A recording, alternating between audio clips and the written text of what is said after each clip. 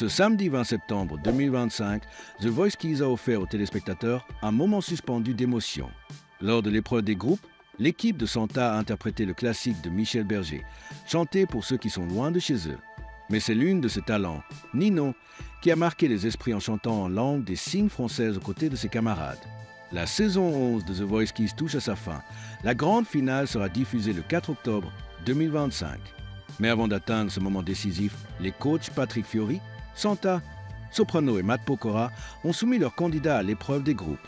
Chacun a formé 2 équipes de 4 talents qui devaient monter sur scène et livrer une performance collective. À la clé, une place pour la finale. Les prestations ont été particulièrement relevées, confirmant le talent exceptionnel de cette génération de jeunes artistes. Parmi les talents de Santa, on retrouvait Ninon, Willy, Aileen et Mariami.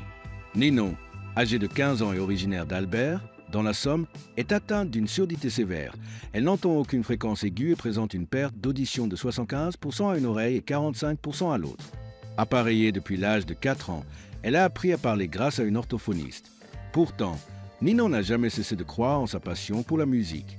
Autodidacte, elle a travaillé sans relâche sa voix. Au début, je chantais comme une casserole. Puis, j'ai travaillé toute seule. Travaillé.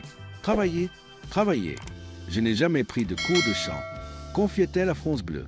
Grande admiratrice de Céline Dion, Metallica et Mozart, elle se définit comme une battante. Lors des répétitions, elle a livré un message fort. Être sourde, ce n'est pas un handicap, c'est une force. Peut-être que derrière, à la maison, il y a des enfants handicapés qui regardent. Si des gens se moquent de vous, ignorez-les. Vous avez une force, tout simplement.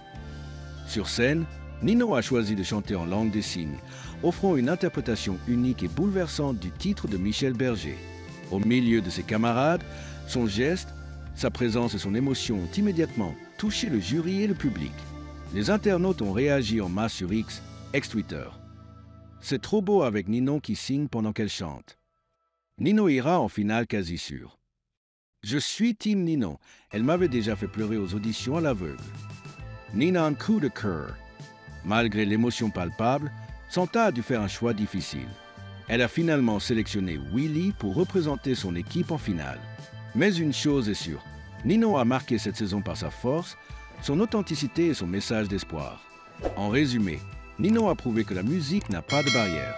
Sa prestation en langue des signes restera comme l'un des moments les plus émouvants de cette saison de The Voice Kids.